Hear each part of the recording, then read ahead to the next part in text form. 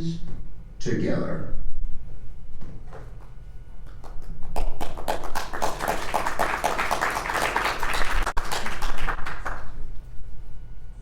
My casserole's in the kitchen.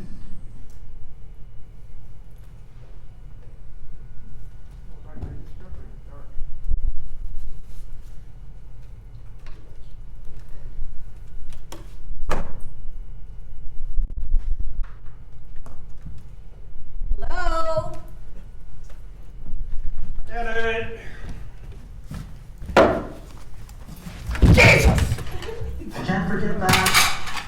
David, do you need help in the kitchen? No, You sure? I got it. Just a few dishes. It won't take long. I'm sure I don't mind doing dishes. Hello, David. Helen, what are you doing here? I'm sorry, I didn't mean to startle you. What are you doing here? I see you made dinner. Showing up like this with no warning. What are you thinking? I lived here for almost 25 years. We are divorced. It is nearly midnight. I know that. What are you doing? The English department dinner? Yeah, well, it wasn't astronomy. I think I heard Ben. You did. He seemed very loud. He was drunk. What are you here for? I wanted to talk. We haven't talked since the divorce. What is there to talk about? Things have come up. The divorce is final. We settled everything. Is this about the house? No, nothing to do with the divorce. I'm quite happy with that. You are an excellent ex-husband. Yes. Then I think we have talked enough. Actually, we haven't really talked for 23 years. I thought you were in Chile at the observatory. I was. I got some very important results. It was good work. I'm so happy for you. When you publish, send me a copy. These results won't be published. That's why I wanted to talk to you. Now. I'm tired. We can have coffee sometime and then you can tell me all about it. This can't wait. I had a very, very bad evening. I need sleep. Department politics. An upcoming tenure decision. It's been ugly. We must talk. Let's just wait until morning. The extra bedroom is made up, I suppose. You can... I'm not. Oh, we're not sleeping together. I'm not sleeping anywhere tonight. We need to talk now. Then I need coffee. Damn. Only decaf. There might be an extra box of pods behind the sugar. If there is, it's been there since I moved out. Will the caffeine still be good? I think so. You appear in my kitchen like some prowler. My kitchen. It is not our kitchen. It is now my kitchen. That was the deal. I bought you out. The house is mine. Right. Your kitchen in which you can't find the coffee. I know it's your kitchen. I'm not trying to change anything. How did you get in? I keep the back door locked. I still have a key. Sorry. Did you keep that deliberately? No. I don't think so. You wanted the divorce as much as I did. I suppose I did. More, in fact. I didn't come here to argue that. What then? Okay. My colleagues and I, and others at the observatories around the world, all of us working independently. Please. In 6 months, actually 6 months and 11 days, plus or minus a day, an asteroid will very likely hit the Earth. It's a rather large one. Dear, I thought I would drop by to tell you that the sky is falling. No, this is hard to accept. Hard to accept, hard to believe. Yes. You don't do jokes. No, I don't. This isn't a joke. Maybe I had too much wine. You seem sober.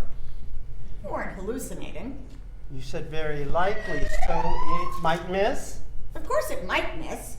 I'm a scientist, not God. Yeah, I remember you said once that if asteroids gave off light, they would look like a swarm of fireflies. There's so many of them. Thousands. Yeah. But you've tracked them.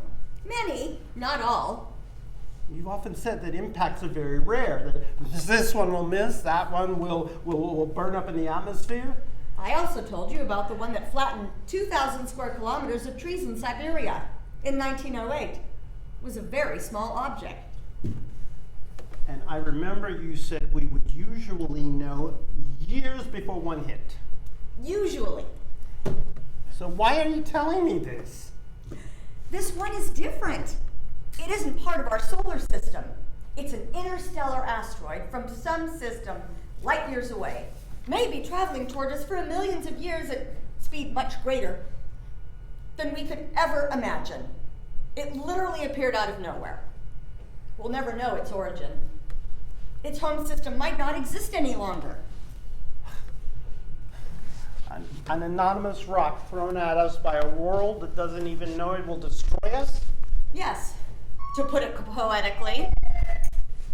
And your friends in Chile, they agree with you? My collaborators? Yes. Diego at the Inter-American Observatory, and not just in Chile. Ted at the South African Astronomical Observatory. Hugh at the Anglo-Australian. We've double-checked and double-checked. We agree. Okay, we just send a rocket up, blow it up? We have no rockets that could break free of Earth's gravity. The rockets that took us to the moon are gone. But science can't help us. All is lost, I guess. Technology can't bail us out. Science, technology, what's the difference? You know very well what the difference is. An unimportant distinction when we're all dead. We're bickering again. We're good at that. You said we didn't talk. Bickering isn't talking. Is this why you wanted a divorce? You suggested we get divorced. I did? Yes! You said we'd gone our separate ways. Oh, we had. You were in South America most of the time. 3 months a Yeah, year. but 3 months isn't significant. You could have come. The university there offered you an appointment. To teach Hemingway. I don't do Hemingway. There was always something that kept us apart. Now, and why are we talking about our past? Because we may be dead soon. I want to understand my life. Our life. I want to understand how we missed living. I thought our divorce put an end to our life. I need to understand. Okay, I understand what exactly? Why did we get married? Oh, please. Bear with me. We were in graduate school. That's how we met. That's not a reason for getting married. We loved each other. I wonder. What do you mean? What, are you saying that we didn't? I don't know. I remember being so busy we didn't take time for ourselves. You're saying we never loved each other? I didn't say that. I'm trying to remember what we felt at the beginning. I can't. You were working on your dissertation. I was an assistant professor. I graded papers and you worked. Sometimes I read you wretched prose and you laughed. I remember that. Well then, But what did you feel? What did I feel? how am I supposed to know what you felt? What did you feel? I was happy. I was happy I could make you laugh. Happy. Yeah, you laughed. You were happy too. I suppose I was. Do you believe I loved you? Of course. I don't recall either of us ever saying so. We did. I'm sure. We never had children. We decided not to. We made a rational decision. Children and academic careers don't mix, we thought. Well, yeah. I spent my life becoming one of the world's expert on rocks whirling through our solar system. Rocks that no one can see, that don't make any difference to anyone. Until now. When my work brings news of the end of everything we know and love. Is that all I have to show for my years on Earth? You had a good career. Career? What does career mean? We have both been very successful. But what does it mean now? What will it mean when everything is gone? Don't you see? Scholarship has been my life. Is that enough? Well, those are my days. I haven't time for anything else. I have a new book coming out next fall. Next fall. 2 months after the asteroid. Geez, Helen, did you come here to tell me that I've wasted my life? No, I didn't. Well, you're saying I've written a book that no one will ever read. Isn't that a waste? But did you only write it so others could read it? It's an anthology for freshman lit class. I see. You see, that is what troubles me. Almost everything we do depends for its meaning on life. Not our individual lives, but human life itself, going on indefinitely into the future. Meaning should come from people who love each other just being together. But it's never that way. It's always just from external accomplishments, from what we do, what we leave behind. So there's no meaning for you? You've eliminated meaning? I've eliminated. I mean, this asteroid, everything will be gone. There'll be no future, no past, just an empty, dead planet. Meaningless. Is that it? I cannot believe we're having this discussion. When I was 10, I remember thinking for the first time that someday I would die. The thought came out of the blue. I was watching a cowboy show.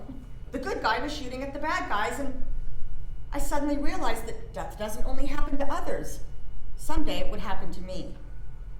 I was quite surprised by that thought. It seemed so unfair, so unnecessary. I was haunted by it for several days.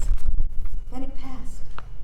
The thought creeps back every now and then, mostly when I go in for a physical or when I get a twinge somewhere near where I think my heart is.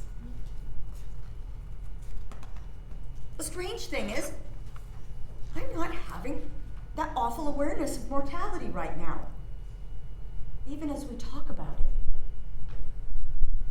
Isn't that curious? You've never told me that story before. I've never told anyone. Really? I wanted to tell my mother, but she would say, yes, dear, everyone dies, but you will live a long, long time. That wasn't good enough. I wanted to be the exception. I would never die.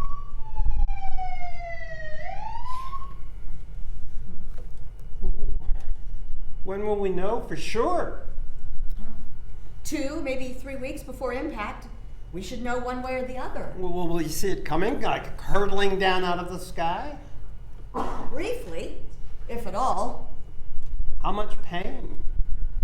Fire and brimstone? People near the impact won't feel anything. Others won't be so lucky. What are you feeling right now? Bewildered? Incredulous? Stunned?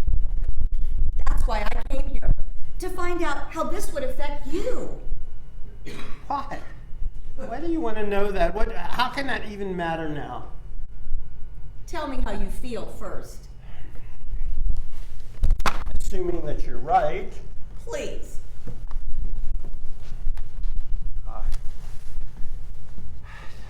How do I feel? Really not much. It's beyond imagining. I should feel fear. But you don't. No, I don't think so. Not yet. Is that because it might not happen? Maybe. Not entirely. Death doesn't frighten you? Oh, yeah. Well, no, I mean, not being dead, but the manner of dying, that frightens me. Prolonged, painful dying. Of course. Imagine it will be instant. The fireball. You won't even have a moment to recognize what is happening. The light of consciousness will simply go out. I could be standing in a classroom lecturing on Beowulf and poof, oblivion. Is that what you mean? Yes, exactly that. Then there's nothing to fear. What about regrets? Regrets over what? Things left incomplete, opportunities missed. If no one survives, it Yes. doesn't matter. Yeah? No one will be left to tote up your life's failures. No one to give you that final grade. No one left behind to mourn you or curse you. Exactly. No one Yes. to reinterpret your life. No one to mock, distort, and trivialize your work. No one to steal your legacy. No legacy. David, you are such an academic. You haven't had the same thoughts? Yes. Yes. Now, how do you feel? Relief. A sense that I'm off the hook. I can relax. God, that's strange. Yes, I felt it too. My God, I thought, there's a part of me looking forward to this. Billions dead. I'm a monster. Billions, including us. We're being very democratic about this. That saves us from being monsters. What I mean is we don't want people to die. Of course not. We aren't killing anyone, and we aren't going to survive and benefit. No, We're just not as sorry about it as we should be. as we'd like to be. All right. Ha. Now, we don't want anybody to suffer. Well, of course not. I mean, if we could prevent suffering, we would. Yes. It's just that the prospect of the human race disappearing, isn't that appalling? Well, it has to happen sometime. The universe isn't forever. So why not now? We are awful. We are. Oh, David, I can't tell you how happy I am. Happy? I have to go. What? We just started talking. You wanted to talk? Let's talk. Convince me I'm not crazy to believe you. I'm catching a red eye to Atlanta. Atlanta? What's in Atlanta? A connecting flight to Santiago. You're going back to Chile? It's where I'd like to be. When it happens. If it happens. Stay. These could be the freest 6 months of our lives. Nothing to plan for. No long-term responsibilities. Just live. That's all that we need to do. Live to the fullest. Whatever that means. You know what that means? I haven't the faintest. I've always wanted to know what that means. Stay here with me. I can't. I really can't. My flight leaves in 3 hours. Skip the flight. I bought 2 tickets. What? 2 tickets to Chile. All you need is your passport. The freest 6 months of our lives, like you said. David? I have never been to Chile. I've never even been to South America. I've invited you many times. David? I know. I Your passport. Get your passport. We can buy you clothes when we get there. David? This is just so sudden. We don't have time to wait. When the world finds out, who knows what will happen? Oh. I rang. I knocked. Your lights were still on, so. Sarah. I know it's late. Really late. No. It's quite all right. Did you forget something? Sarah, I'm Helen. Oh, I'm sorry. Sarah, my former wife, Helen. Happy to meet you, Sarah. I believe we met at a faculty party when I was first hired. Ah, well, I know your work. I mean, I know you're an astronomer. yes. I'm interrupting something. It's quite all right. David and I were just finishing our conversation. Would you like some coffee? No, thank you. I thought you would still be up and maybe I could have a word. Would you and David like a little privacy? I could step out. No, not necessary. I'm not going to get tenure, am I? Don't lie to me. I saw it tonight. Ben wobbling drunkenly on his chair. Ben, who hasn't written a publishable article in 20 years, raving about needing traditional scholars. Pope, Milton. My God, you'd think literature ended in the 17th century. Everyone nodding, staring blankly into their wine glasses. So saying nothing. So don't lie. I need to know. I need to make plans. Get on with my life. I need your help.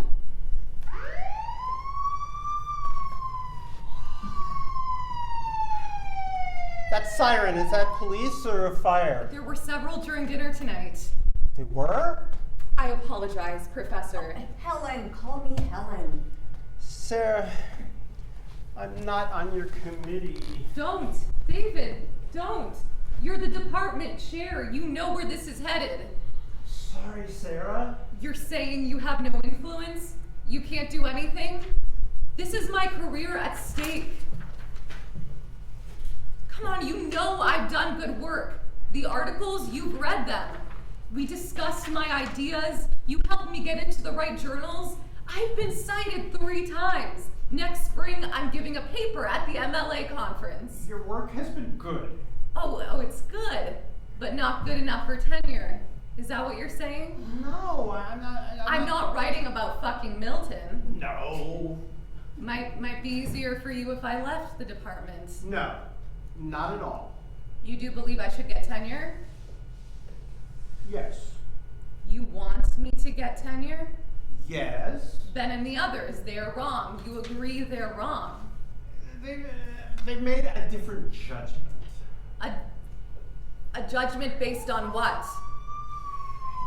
I have not discussed. I would be interfering were I to question the judgment. It's just not done. Not done? It might have to do with the fact that Sarah is a woman, I should think. Helen, what are you doing? David, you know this happens all the time. Your department is teeming with misogynists. I've met them. Well, My how is department that has its share, relevant too. now? Not relevant? I mean, how can Helen's point not be relevant? No. I mean, this whole discussion. Why are we. Helen, you need to explain to Sarah. I don't think Helen needs to explain anything. I think you need to explain to me why your department will deny me tenure. Why can't you tell your people you think they're making a mistake? Say you believe Sarah is fully qualified. I can't do that. You believe Sarah deserves tenure. You believe she is being denied mainly because she is a woman. I didn't say that. You don't believe that was a reason? There is a woman on Sarah's committee.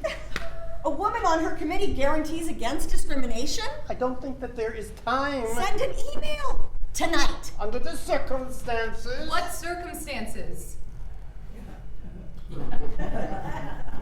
Under the circumstances, it won't matter. You have nothing to lose. What circumstances, David? Sarah, I want to give you all the help you need. Believe me. But there's a but coming. But I have such a busy schedule.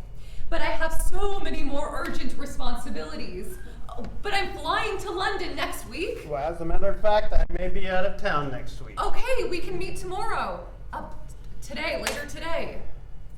Helen, would you explain, please? Sarah, it's my fault that David is being so evasive. I came here tonight. David had no idea I was coming. I didn't know he was giving a dinner party. I needed to see David, to talk to him. About what? I've invited David to go to Chile with me. Chile? When? Now? Yes, almost immediately. In the middle of the semester? David, why are you going to Chile? You are divorced, aren't you? I didn't misunderstand about that. David and I are divorced. For some time, right? Almost 3 years. That's what I thought, almost 3 years. But you're getting back together. No, we are not getting back together. Not in the sense you imply. Definitely not. You're taking a trip together to Chile, leaving your jobs. That sounds pretty together. You are entitled to an explanation. Okay, an email to the department before you go. When you get back, we can talk further. I'm not asking for that much. You aren't asking a lot. Well, David, can you spare 5 minutes for an email? Not even 5 minutes for a colleague? A friend? I'm an astronomer, Sarah. Yes, I know. You're right, you knew that. I have focused on asteroids in our solar system. Those relatively small objects that, I know about asteroids that sometimes impact the Earth. and killed the dinosaurs. Yes, that is likely. Some dispute that. In any case, I have been doing work on asteroids that might hit Earth. That is why I frequently go to Chile. My work is mostly concerning the sky that is visible only in the southern hemisphere. Chile has telescopes in the high mountain desert that provide nearly ideal viewing conditions. The Atacama Desert.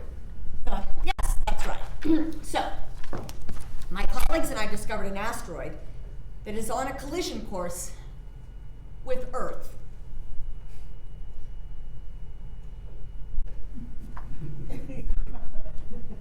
Sorry, I'm not sure. I mean, you came here tonight to share this discovery with David? The impact will be devastating. You want to be with David when it happens. Impact will be in 6 months or so. Well, the tenure decision is next month. Worldwide devastation. Millions of deaths initially, probably billions later. The extinction of many species. This is certain? No. As certain as you can be? Yes. And how certain is that? 95% certain it will hit the Earth. 5% it won't. Yes. How likely is human extinction? Well, we can't be certain about that. Roughly. I'm not prepared to say. This isn't my area of expertise. There are many uncertainties. Yes, This is the nature of science. of course. Science is a belief system like other belief systems. It has its assumptions, rules, procedures, and so forth. Well, Sarah, what are you getting at? Scientists can get caught up in their worldview, their group think. Individuals within that group get carried along, even if they have doubts. I think I know where this is headed. Now, are you suggesting that Helen is doing bad science? No. But that science is a bunk? We should go back to witchcraft? David. Is that a gunshot? Oh my God, or a car backfiring? I can't tell the difference. I don't think cars backfire anymore. It could be fireworks. The asteroid will hit in the southern hemisphere, right? Maybe even near Chile? I'm sorry, what did you say? The asteroid will hit near Chile. Did I say that? No, you didn't. Well, you might have, Helen. Maybe when we were talking earlier? No, I don't think so. I didn't say where it would hit. Probably off the coast of Chile. Are you getting that from some website? Is that right, Helen? How did you get that information? Almost complete devastation in the southern hemisphere. Northern hemisphere, a chance of survival once the dust settles out. A chance for humans to hang on. Helen, is all this true? How did you get that information? My scholarly work is in the area of genre fiction, science fiction in particular. It takes me to many places on the internet. Writers groups, fan groups, blogs. About 2 weeks ago, stories about a killer asteroid started to appear. Not unusual. That's what you expect in science fiction. But this was different. People said this came from scientists, that someone had hacked computers at an observatory in South America. They were very specific about that. Someone got it from computers at an observatory. And you know that Helen is telling the truth. Were your computers hacked? It's possible. I mean, it's always possible. The hack was at the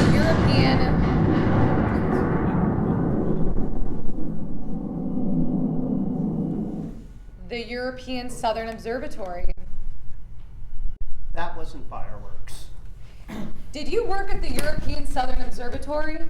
Well, yes, but the ESO is a collection of many observatories. I'm at Lucia, most of my work. That's Lucia? Yes. Hundreds of people work there. Lots of possible hackers. There has been talk of a security breach somewhere around the system. We were preparing to inform our governments about the asteroid, and then, I don't know, suddenly things started moving quickly. Here, a newspaper in Santiago. Recent reports, asteroid collision. I'm translating. Ministry of National Defense, blah, blah, blah. No truth to rumors of asteroid impact. Could that be right, Helen? Of course the government would deny the story. What else could it say? Everything got very chaotic. No one was listening to the scientists. I decided I couldn't be useful there, and I came home. But this does prove that it's real. If someone can steal information from a computer, they can put information into a computer. What? Put information into a computer? I mean plant data, false data. The United States and Israel planted malware in Iran's uranium centrifuges. They ran a bit faster than they were supposed to, but all their monitors said that everything was okay. The machines wore out and broke down. Thousands of them. The Iranians had no idea what was happening. That's the world we live in. You rely on your computers. They seem to be doing what they're supposed to, and then you find out you can't trust anything. By then it's too late. That's preposterous. You're saying the evidence of an asteroid was faked. You don't look through telescopes with your eyes anymore, right? Telescopes are connected to sensors, which connect to computers. When you study the sky, you're studying computer images. So someone planted data in a computer file that appeared to show an asteroid that wasn't really there? You think we wouldn't have detected a flaw? Suppose the person who did it was an astronomer. Scientists have faked results before and haven't been caught for years. Decades even.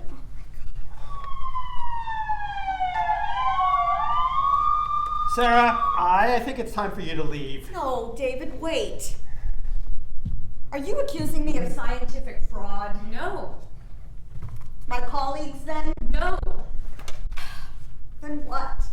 There are powerful groups, governments, maybe our own government. They might want to create panic, destabilize the whole world. Think how some powerful people might benefit from that. A conspiracy.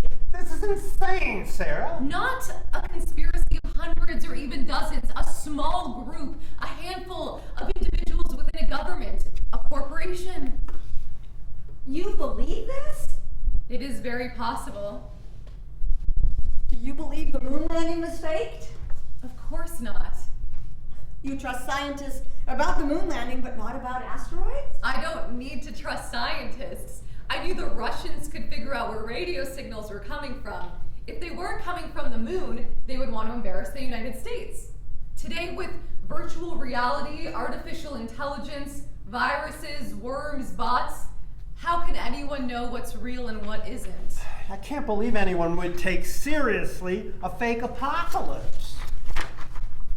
The murder of the Sandy Hook school children was faked to drive up support for gun control. An obscene and obvious lie. Well, thousands, maybe millions believe it. Well, what reason could anyone have to fake an asteroid hitting the Earth? Let me guess. A cabal of liberal elites, international bankers, and I don't know, the Illuminati will use this to impose a world government, a new world order.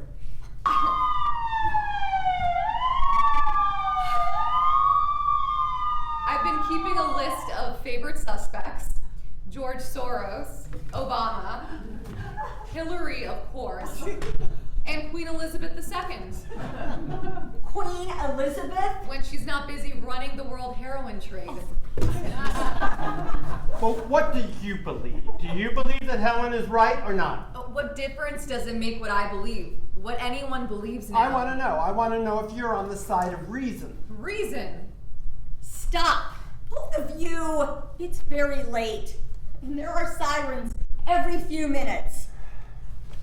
Sarah, are you all right? Yeah, a bit of stomach upset. David, get a glass of water. Would you like help? Here. I think I need to use the bathroom. Okay. Let me help you. No, I can walk.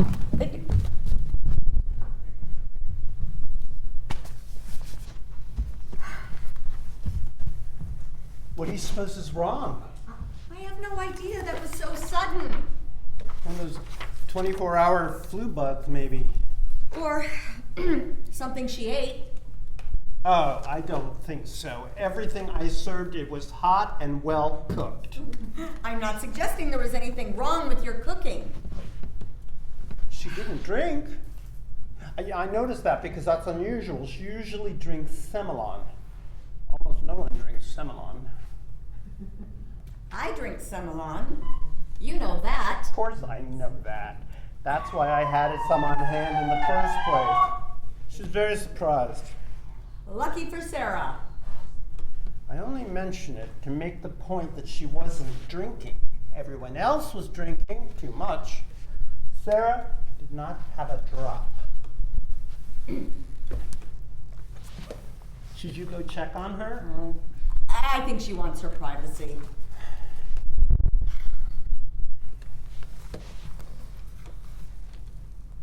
God, it's getting worse out there.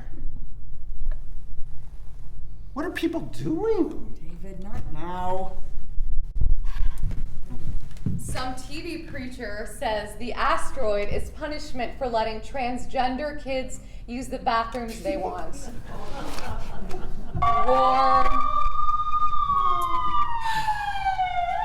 There's war, racism, despoiling the planet, minor faults. God could overlook them. But bathroom use? He drew the line at bathroom use. Thank you for the use of yours. Are you all right? I am. I threw up twice, but I was very careful to clean up the mess. I tried to open the window for some fresh air, but it was stuck. I'm sorry that it was painted shut years ago. Would you like some tea? I'm sure David has some tea. Yes, I could put on a pot of tea. Oh, no. I'm not really sick. Are you sure you don't want tea? Yes, I'm sure. I should go now. No, it's late. You must stay.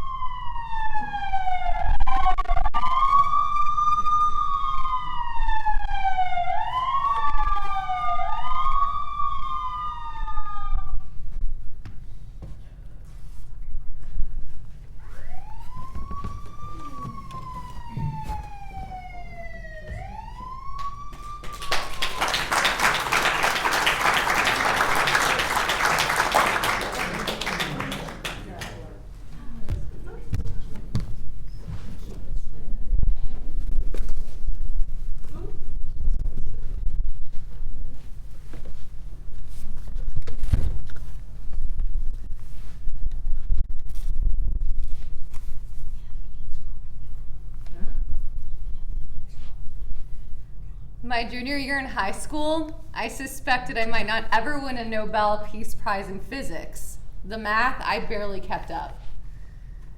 Physics is hard. While my 7th grade English teacher noticed I liked reading biographies of scientists, he said, "Why don't you try these?" and handed me a stack of science fiction. Asimov, Clarke, Le Guin. I'd always thought fiction was a waste of time. Made up stories. What I wanted to know was the real world. But I started reading Le Guin first because she's a woman, and then every science fiction writer I could find. I couldn't get enough. I still can't. Can you see anything? What? Do you see anything? Oh, no. Flashing red light a minute ago. A glow in the west. Might be the downtown lights or a fire. When did David leave? It's been maybe an hour and a half. He should be back. It was blocks away. He was going to check and report back to us. It shouldn't take that long. Maybe he's talking to police or firefighters. Oh, he hasn't called. Cell phone lines are jammed, I'm sure. You're right. Can't get through. I did get a text though from Delta 2 hours ago. Flights are canceled. Not surprising. I'm sorry. You were saying science fiction. What set you on your path? Huh? Science fiction made me what I am. How did you become an astronomer? I like night. You like night. Since I was a little girl, I liked being outside in the dark. I grew up in Montana. Very few city lights. I liked looking at the stars, but mostly I liked being in the dark. I could experience the world as if I didn't have a body. I liked that. I read a newspaper story about a comet that would be visible for several weeks. I took my mother's bird watching binoculars out every night and watched that comet for 10 nights. It changed position very slowly, but it moved. The heavens weren't static. I liked that. I liked the slow, predictable movement. I liked meteors when I was a kid. Ugh, meteors annoyed me. You couldn't track them. You'd see one out of the corner of your eye. Before you could focus, it was gone. That is what probably started it. I wanted to track everything that could be tracked. So, I do asteroids. Did asteroids. How many have you discovered? Oh, I don't know. Dozens and dozens, I suppose. Do they have names? Some do. Many don't. The rules for naming are complicated and take forever to get approval. You can't name them after yourself. I named one after the astronomer, Carolyn Herschel. Carolyn was also my mother's name. My colleagues named one after me, Helen Diane. These earrings, Carolyn Herschel, Helen Diane. Asteroid earrings. Do they really look like that? More or less. David says they look like baked potatoes. They do look like baked potatoes. Oh. David had them made for me. He was very proud that my name would be attached to an asteroid forever. A kind of immortality, he said. That seems very funny now. Does the name really exist if there was no one who can remember it? You do admit there is humor in this. I do. At times. I promised myself I wasn't going to get grumpy about the end of the world. I even told David about all the advantages of everybody going out together. Really?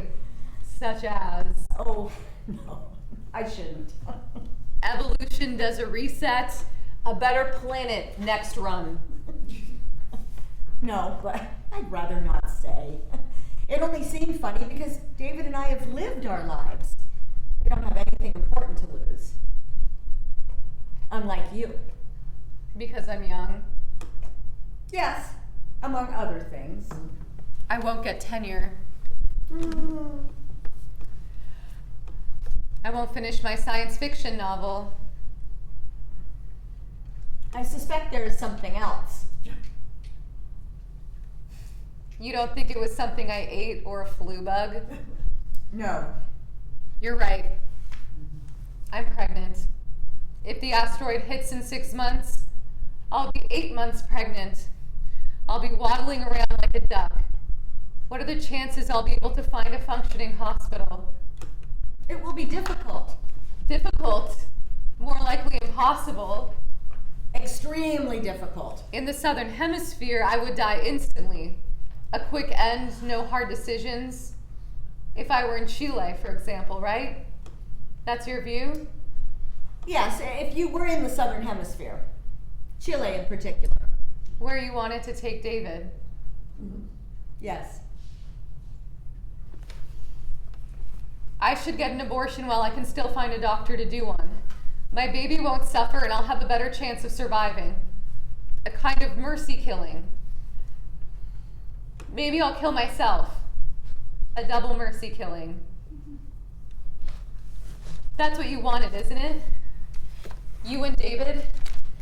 End it quickly by going to Chile? It's what I wanted. Suicide. I wouldn't call it suicide. When someone jumps up a platform in front of a train, we call it suicide. You were planning on jumping in front of an asteroid. Well, I was looking for a quicker death. More like stopping medication when there is no hope. Well, what will you and David do now? There are lots of ways you can end it. I don't know. Do you still want to die? I'm not ready to talk about it. Okay. You should be talking about this with someone you love. Your family. My mother died 5 years ago. My father lives in Dubai. We haven't talked much since my mom died. Reaching him will be impossible now. I have no siblings. I haven't seen any aunts, uncles, cousins in years. The father of your baby? Are you asking me who it is? That's none of my business. I'm asking if you can expect help. The father's contribution is complete. He will have no further role to play. You can be sure of that? Yes? He doesn't know I'm pregnant. I see. I won't tell him. We aren't in love. We aren't even seeing each other now. I thought we had taken sufficient precautions. The father might be willing to help. Yes, he probably would. So? I don't want a husband or a partner. I don't hate men, except maybe some members of my tenure committee. But I don't want to be close to anyone right now. Maybe sometime. I felt that way. Not wanting to be close. Not exactly. More not wanting to share something. A decision I had to make. It was important to decide on your own. I thought so at the time. But go on. I found out I was pregnant the same day I got a tip that my committee wasn't going to recommend tenure. Oh, you must have been reeling. I couldn't think for days. Baby, no job. Baby, no job. Baby, no job. There would have been other jobs at other universities. I don't want an academic career anymore. Oh, I know I pressed David about tenure. I want to get tenure to show I was worthy and then walk away from it. That's childish, I know. Oh no, that's everyone's fantasy. You thought that? Well, yes. Obviously, I didn't follow through. I want to write science fiction novels. I love teaching too. Teaching would pay the bills if novels didn't sell. If they did, then I'd gradually cut back teaching. That was the dream. Some dream. A good dream. Well, maybe I'll write one short story. A lamentation for the human race. I'll press the words onto a clay tablet, bake it in a campfire, and bury it for aliens to dig up 1,000 millennia from now. I really am quite crazy. No, not crazy at all. What are the odds that aliens will dig up my tablets? Will they be able to decipher them? Or will they use the tablets to make planter boxes? Everything I have done, everything that made me who I am, will vanish someday. Maybe with the asteroid, maybe when the sun swallows the earth. Does that mean it wasn't worth it? Worth doing? If it does, then everything everyone has ever done was a waste of time. Humanity is a waste of time. Maybe it is. Well, at least you have a body of work to lose. You have something to lose. Yes, the baby. Bringing a baby into this world is irresponsible. A selfish act. I would be thinking only about my own desires and not what's best for the child. I should get an abortion. You've said that. Have you made up your mind? Yes. Well, it's certainly early enough.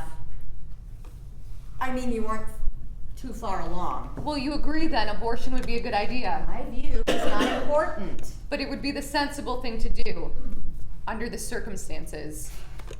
Sensible may have no use in this new world. Well, you're evading my questions. I am. Do you have religious objections? No, Abortion isn't murder? I don't believe abortion is murder. I don't have religious objections. I don't believe fetuses have souls. I don't believe any of us have souls. No God will nudge the asteroid away at the last moment or levitate us to heaven as the planet burns. The universe doesn't know we exist. It will be the least bothered when we vanish. I don't find that frightening or even disturbing. It just is. It's comforting in a way. I'm not getting an abortion. I want this child. Then you should have your child. No, I mean it about having the baby. All right. You think I'm making a mistake. It is not for me to judge. But if you were in my position, Sarah, I can't be certain of what I would do. I need to find a midwife, a community of people, women mostly, I think, people with skills, people committed to getting through this, people who have a chance, making a life, making some kind of life after the asteroid, a life my child might have if David will be back soon. I should go home. Oh, I don't think you should go. The sirens have stopped. How far do you have to go? Maybe 3 miles. The roads could be blocked. You can't know what is happening in your neighborhood. It could be worse there.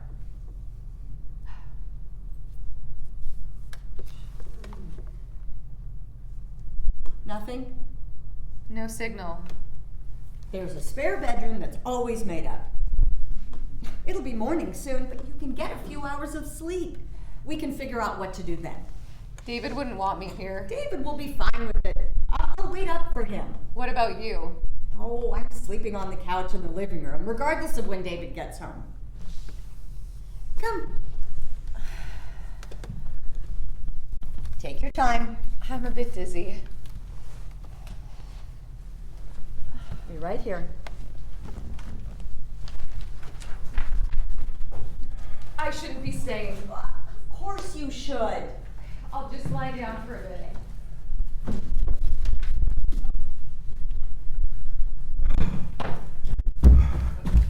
David? Is that you? David! David, my God! What has happened? What are you doing?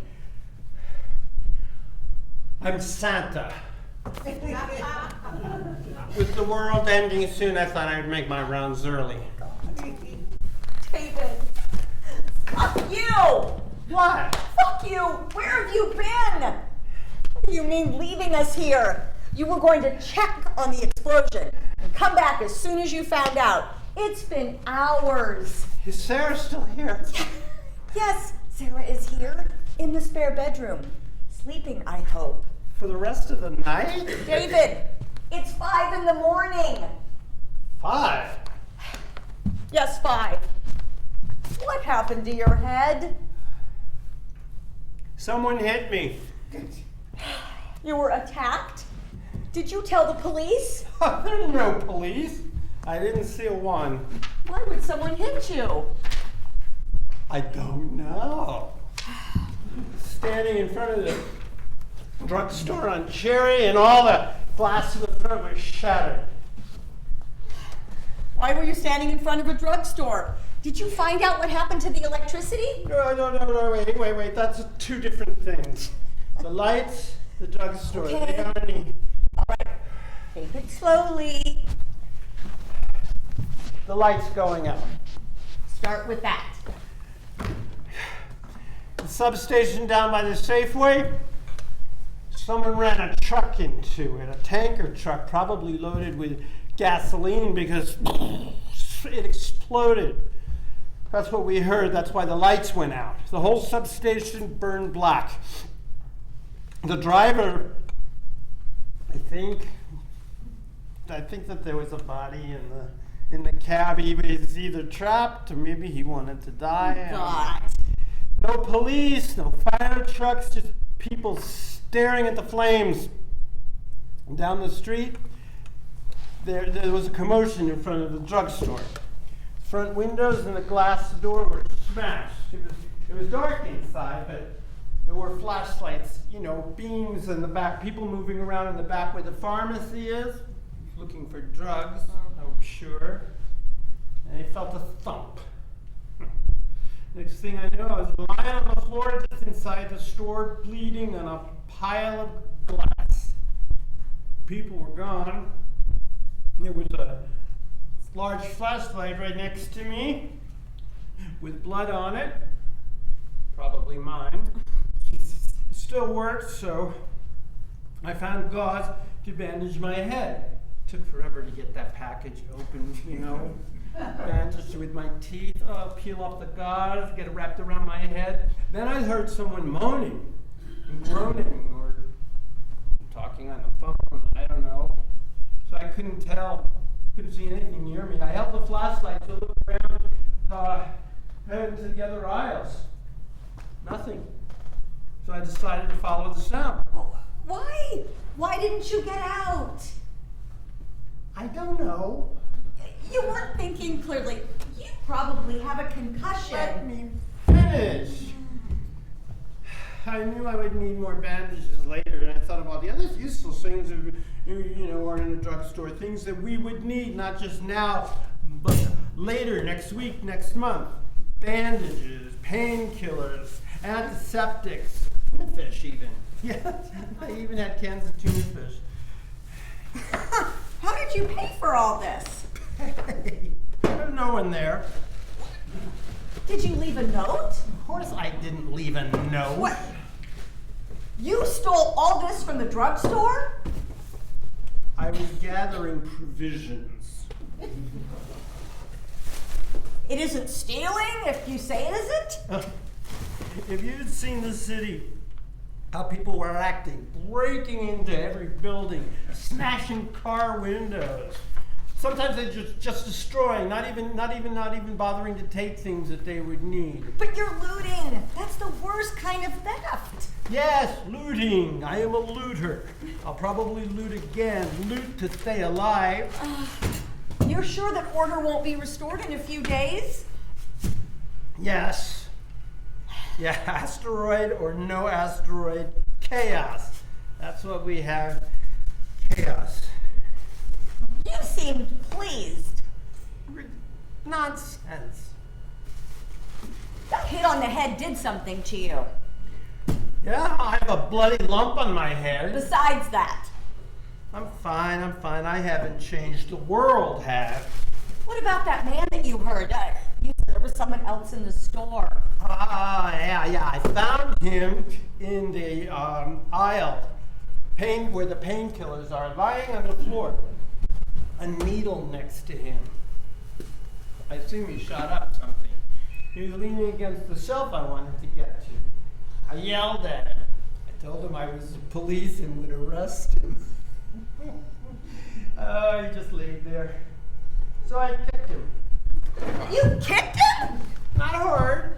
I was trying to wake him up. Kicked him again. He didn't move. Groaned a little bit. So I grabbed him by the ankles and I dragged him out of the way. He was skinny, so it wasn't difficult. He was young. Yeah, young. A boy? Boy, 18 at least. Probably a college student. What are you implying? Nothing. I'm only trying to understand what you did. Why? He wasn't one of my students. I didn't say he was. Recognized my student. You were angry. You'd been hit on the head. The knock on the head had nothing to do with it. I've never known you to be violent. I wasn't violent. Just a kick. A kick isn't violent? I didn't hurt him. Sure, he didn't feel it. How was he when you left? same, still groaning.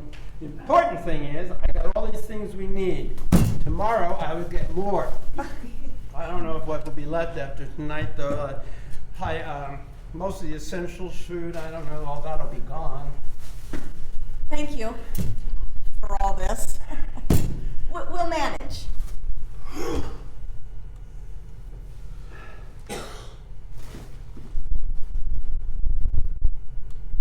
In Chile, we wouldn't need to manage. Instant death in a ball of fire, I believe you said. Yes, that's true. Huh. From what Sarah said, there is a chance that we might manage, we might survive by staying here. From what I've seen tonight, a small chance, but it is a chance that you did not tell me about. I was wrong. I should have told you more. Why didn't you? I don't know. The chance of survival is very small at our age. But you thought I might want that chance. It might make me want to stay. I thought you might. I'm sorry. Or maybe you thought that the 6 months we would have, knowing it would end for certain, maybe that would make it work for us. Being so near death concentrates the mind wonderfully, might help you or us understand. That's what you said. You wanted us to understand what we were to each other, what our lives together were about. Maybe that possibility justified withholding the possibility of survival. I didn't think that. Not consciously, but yes.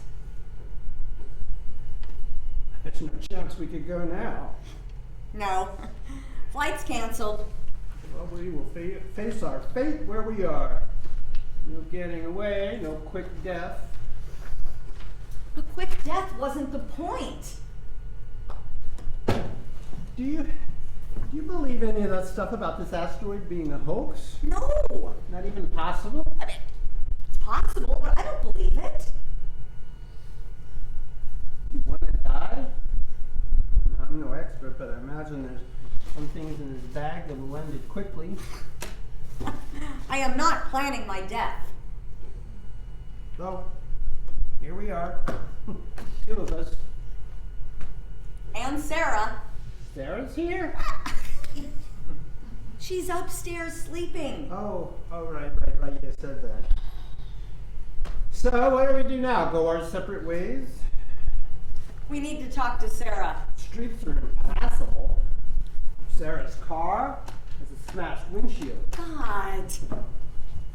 How did you get here tonight? Uber. And that's what we were gonna do? Uber to the airport? I suppose. Huh. Never used Uber. I like taxis. I shouldn't have come here tonight. I believe it's possible, and I'll help Sarah get home.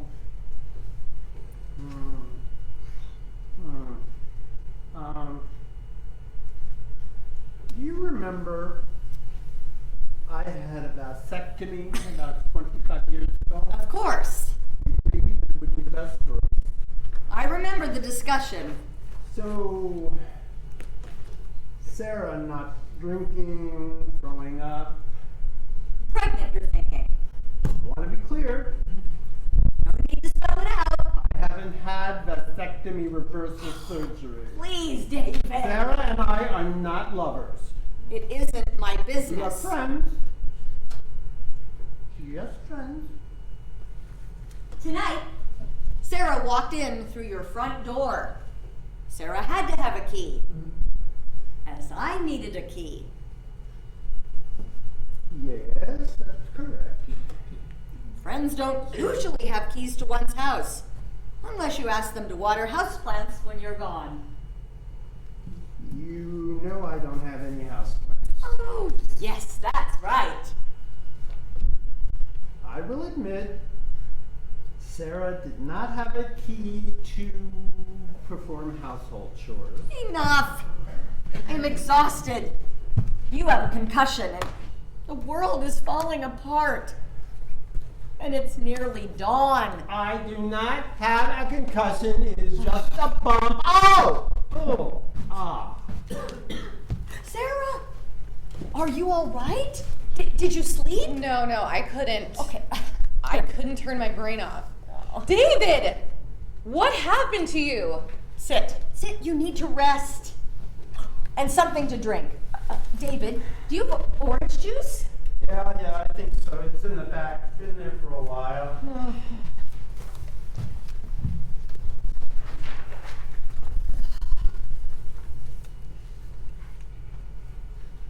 Here, drink this.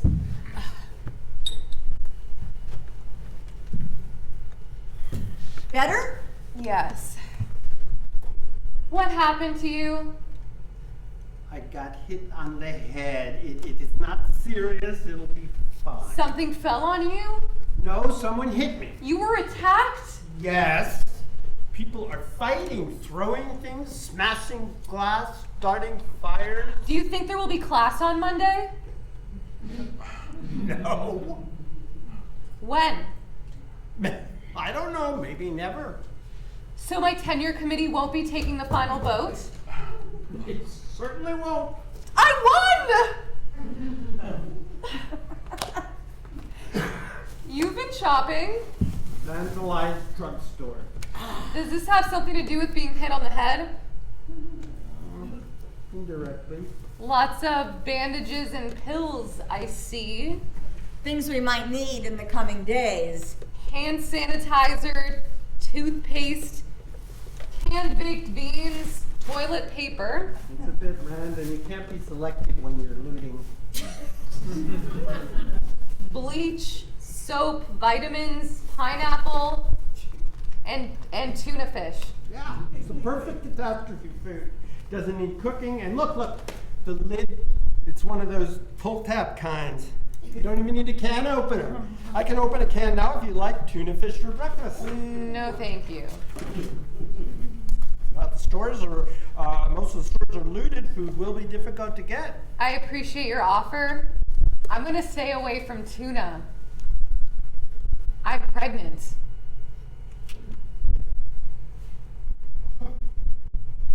Canned tuna can be high in mercury. Oh, of course. It can cause birth defects. Yes, I understand. This is a shock. I couldn't tell you earlier under the circumstances. Well, you got sick, so I'm not a shock. We've been friends for some time. I believe we've been friends. Yeah, we have been. We are friends. You don't owe me an explanation. I know that. I should tell you that I plan on having this baby to raise it in, if possible, in whatever kind of world we will have. You've thought this through. Yes. The risks, the difficulty. Yes. Sarah has made her decision very deliberately. The two of you have talked about this. Yes. You didn't mention that you knew this. It wasn't my place to say. When I told Helen, I knew I was going to tell you. What do you think? I told Sarah I didn't know what I would do in her place. Do you?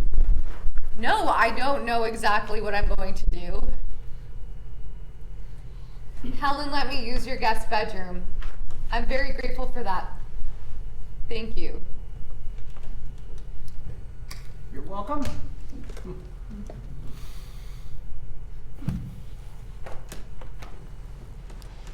Now, until yesterday, I would have thought it would be perfectly reasonable for a pregnant woman to avoid eating tuna.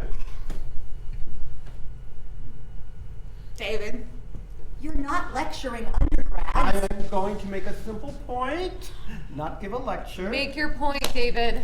Hunger or simple survival in a collapsing world will be much more immediate concern in the coming months than the remote possibility of birth defects. I understand that. The nutritional benefits of eating this tuna for both the mother and the child far outweigh the risk of birth defects. You're being an ass. I understand. Sarah, you don't have to listen to this. Go on, David. I'm sure you have other points. Look what's in my refrigerator. Oh, wilted lettuce, mustard, take out a pad thai purchased last week. I don't even want to look inside that. A wedge of cheddar, pasta with a congealed clam sauce, half dozen eggs, uncooked of course. Do you want to eat any of that? Let's see what's in the freezer. T-bone steak, chicken thighs, dinner rolls, peas, lima beans, a bottle of vodka, salmon fillets. All this is going to thaw out in a matter of hours. For a few days, we could stuff ourselves, except we have no way of cooking any of it because my stove is electric and we have no electricity. Oh, here's an idea. We could pickle the salmon. I think I got some vinegar. We could chop up the furniture and build a fire in the backyard, boil the eggs and roast the chicken and the steak. Peas and lima beans, we can eat those cold. Wash it all down with vodka. That would get us through a week, maybe 2. I'm not asking you to share your food. And when all this runs out, I understand your point. My choice to not eat tuna seems irrational. I intend to do the best I can for my baby's health as long as I can. If I must make compromises later, I will do that. then you eat the tuna fish. David, that's cruel. And when we run out of the tuna, what, have either of you even thought about that? I am not your responsibility. The stores will be looted bare, so when we can take from the neighbors. Mrs. Nelson across the street cans pickles, tomatoes, peaches, and cherries. She makes her own sauerkraut. Every Christmas, she gives me a box of jars. I could hit her over the head and take all of her stuff. She's about 80. She wouldn't last that long anyway. 3 of us, 1 of her. A good utilitarian trade-off, I'd say. What does not eating tuna fish have to do with killing Mrs. Nelson and stealing her food? David, I told you, and I'm telling you again, you are not responsible for me. I'm not asking you to steal or kill for me or my baby. No one should raise a child in this world. I know what this is about. David, you are hurt because this baby isn't your child. That is ridiculous. Helen! How could you even say such a thing? David, Helen, both of you, stop! You have no idea what it means to be carrying a child. Do not say that a woman should not bring a child into the world, even this world, as awful as it is, or as it will become. That is a woman's decision. That is Sarah's decision. We will respect that decision, and we will support that decision. I am not asking either of you to do anything. I will do this on my own. I think I have some idea of the seriousness of such a decision. We made a decision not to have a child. We decided that together as a couple. Oh, did we now? Decide together, you say? Yeah. And when was that? Well, I'm not sure exactly. My vasectomy. Oh, it was long before your vasectomy. We've been married 2 years. I had a once-in-a-lifetime opportunity to work in Chile. 6 months with the best equipment, the best people in my field. You were writing your first book. We agreed I should take the opportunity. We talked about family the night before I left. Let's wait. We agreed. Lots of time. You said it would be okay if it never happened. If we didn't have children. I didn't mean that we shouldn't. 3 weeks after I got to Chile, I learned I was pregnant. You never told me. I tried to call, but you didn't answer. Or the connections didn't work. I tried several times. I knew the pregnancy would end my work at the observatory. I knew an opportunity like that would not come along again. I wasn't sure you'd be happy with the child. I would have been happy. Easy to say now. You were writing, lecturing, going to conferences. Were you going to drop everything to do childcare while I continued my career? We would have found a way. I didn't know what I wanted. I asked one of the women there, another astronomer I'd known since grad school. She said she knew about a doctor who was discreet and competent. Abortion was illegal in Chile, severely punished. I made the arrangements. That was that. When I came home, the first thing you asked about was my work. Of course you did. It was what we always said to each other. I asked you how your book was going. I'm sure you're right. I wanted to tell you, but our shop talk went on and on. That night, we made love. I wasn't using birth control. I hadn't decided to not use birth control. I hadn't decided anything. Could have said something. And what would you have said? Did you know what you wanted? Did I want a baby? Did you want a baby? So hard to think about. There will be time for that later. No need to decide now. Weeks, months, years went by. Nothing.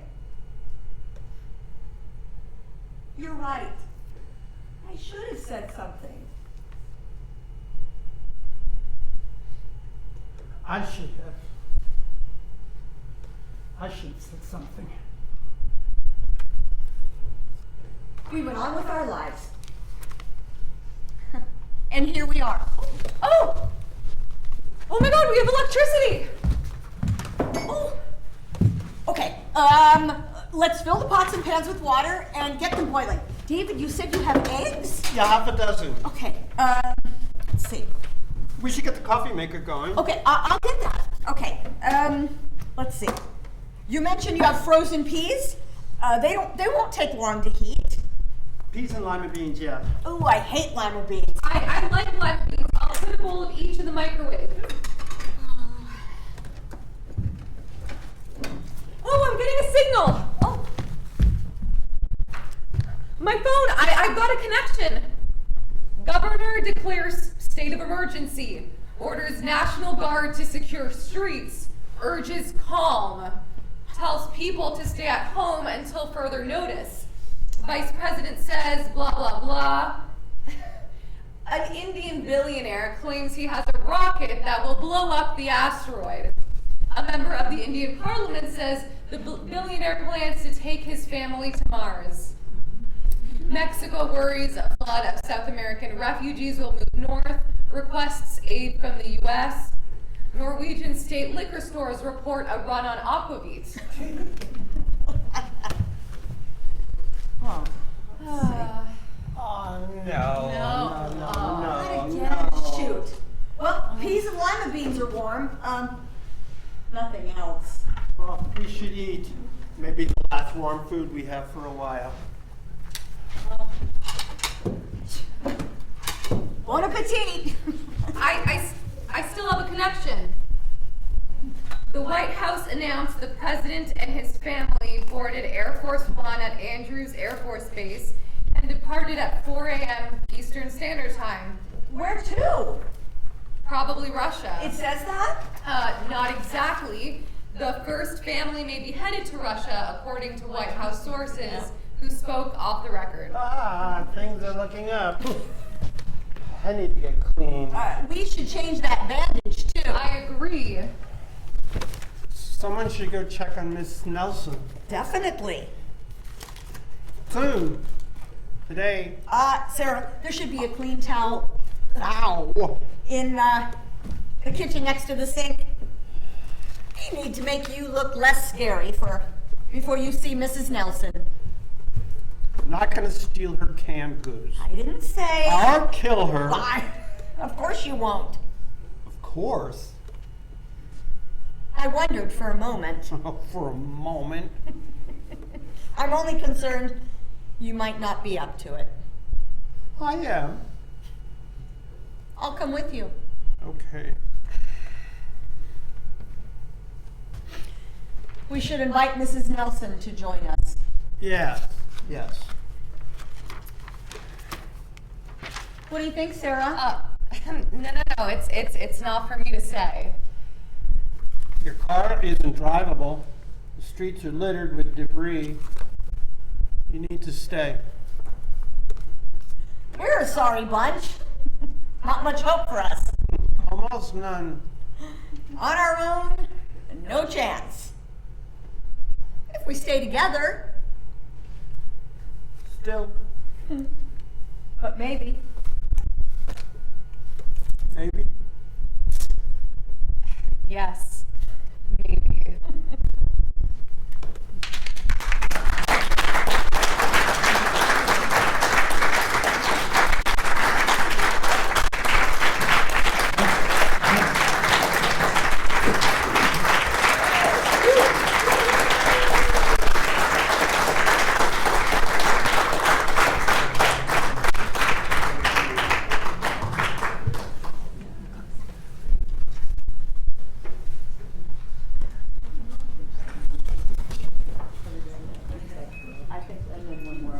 Yeah.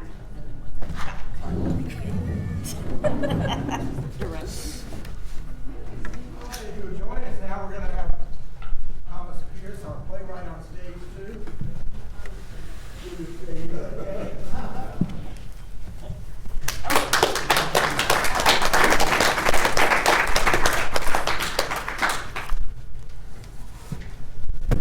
There we go. I thought you all did a very good job. Here, here. We were really happy with all the emotion that got involved. Because that was better than a lot of the plays that we have seen here. Oh, thank you. Thank you very much. Oh, thank you, sweetheart. I'm gonna plop myself on. That's And we're open for questions. Anything you want to ask or any kind of a compliment or criticism of the play? I really enjoyed the script more than anything else because I never knew where it was going.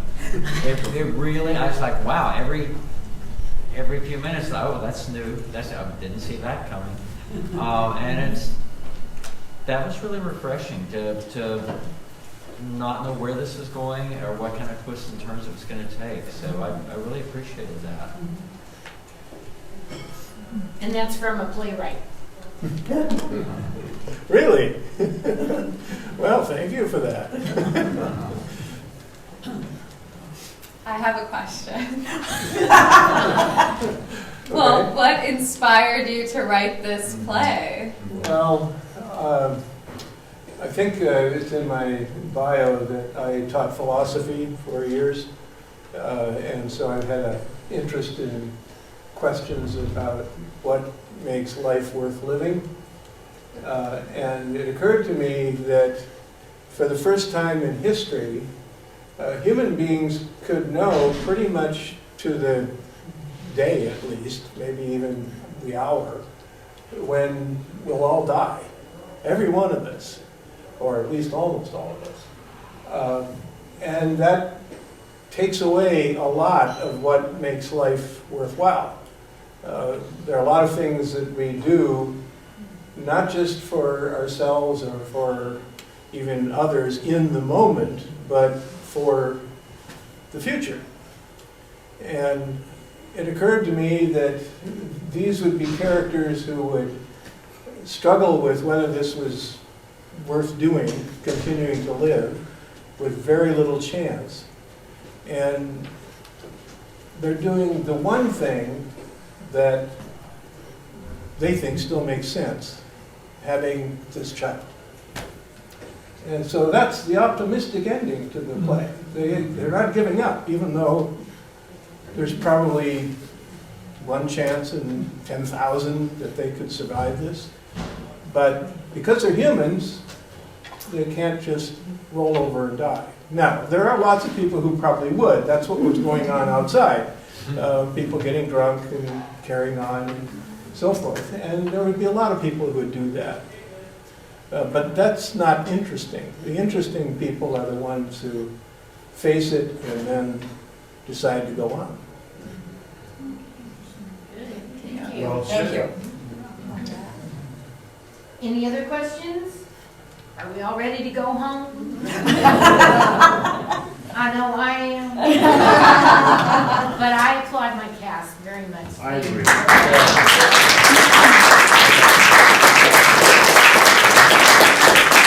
Thank you again for coming, and we appreciate you. Thank you. Thank you.